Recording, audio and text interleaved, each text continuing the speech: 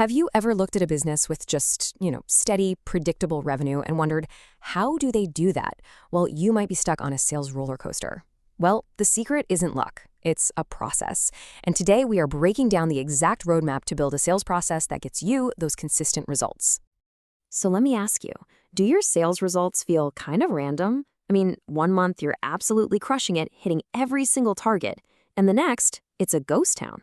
If you were tired of wasting your precious time on deals that just fizzle out and go nowhere, then you are in the right place.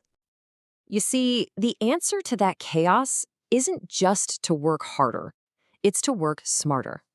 And the key to unlocking that is a clearly defined, documented sales process. It is one of the single biggest contributors to consistent, reliable sales success. Seriously. So our journey today is broken down into 5 key parts. First, we'll get into why this roadmap is so critical.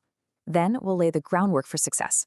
After that, we'll map out the entire path from a prospect to a proposal, cover the art of closing and what comes next, and finally, I'll show you the common mistakes you absolutely want to avoid. Okay, first up, why do you even need a roadmap? Let's dive into what a structured approach is actually going to do for you. The benefits here are just huge. I mean, a process lets you track every single opportunity, and it creates a common language for your team.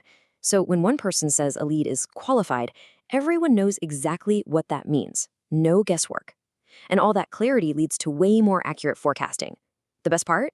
It's totally flexible. This works whether you have a simple 3-stage process or a more complex 8-stage one. All right, let's talk about laying the groundwork, because honestly, success in sales is often decided long before you ever even pick up the phone. Preparation really is everything. And that preparation, it really just boils down to 2 things. First, your product knowledge. You have to be an absolute expert on what you sell, inside and out. And second, your ideal prospect. You have to know with crystal clarity who you're selling to. It's all about mastering what you have and who desperately needs it. So how do you define that ideal prospect? Well, you start by asking some questions. First, look at your existing customers.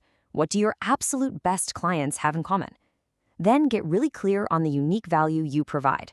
Check out who your competitors are going after. And finally, figure out where your prospects hang out.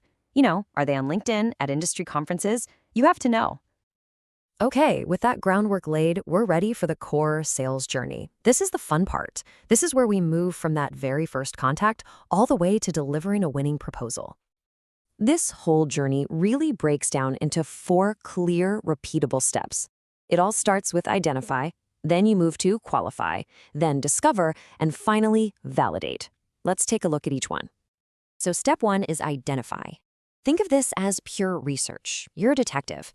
Before you even think about selling, you're just figuring out who the right people are inside a company you want to work with. Tools like LinkedIn Sales Navigator, ZoomInfo, or Apollo, they're perfect for this kind of intelligence gathering. Next up is qualifying, and this is so crucial. Before you invest a single hour in a demo or another meeting, you have to answer one simple question, AWAF, are we a fit? And notice this isn't about you selling to them. It's about both of you figuring out if there's a real mutual reason to keep talking. A classic framework for this, and it's a classic for a reason, is BANT. It's an acronym that forces you to focus on the only 4 things that really matter at this stage: budget, authority, need, and timeline. If you're missing one of these, you might be spinning your wheels.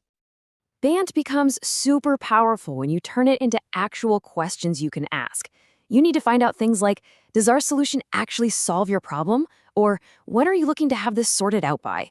You also need to know who else on the team needs to be involved in this decision, and what specific pain are you really trying to get rid of here? So once they're qualified, you enter what's called the discovery phase. And this is all about listening. A really powerful question to ask here is just this one. In a perfect world, what would an ideal solution look like for you? See how that shifts the whole conversation from your product to their goals? It's magic.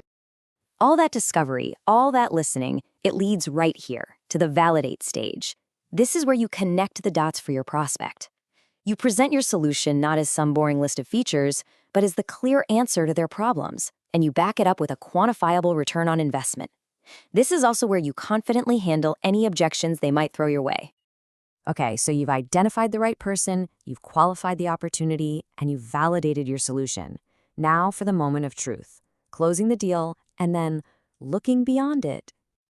No, our source material actually outlines 8 key tactics for closing. But for right now, let's just focus on the most powerful ones. The biggest takeaway here is that closing isn't some secret magic trick. It's the natural, logical result of a good process. If you align with their buying cycle and use their own pain points to create what's called a compelling event, basically a clear reason why they need to act now, the deal practically closes itself. And please, please don't forget this part. It's so easy to do. But the signed contract, it isn't the finish line, it's the starting line. A happy customer becomes your #1 source for referrals, for cross-selling, and for upselling. The real, valuable relationship starts after the deal is done. Finally, let's quickly look at 2 super common mistakes that can derail this entire process. Because, knowing the pitfalls is the first step to avoiding them. The first mistake is just poor preparation. If you show up to a meeting not knowing their business, you've already lost. The second is being unprepared for objections. Come on, they're going to ask about price or the implementation time, so have thoughtful, empathetic answers ready to go. And what really underpins all of this is a fundamental shift in how sales works today. Just like the slide says, buyers, not salespeople, now control the flow of information.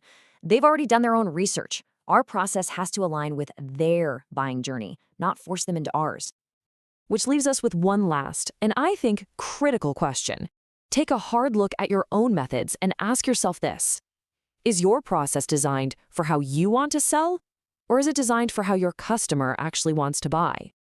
The answer to that question can change absolutely everything.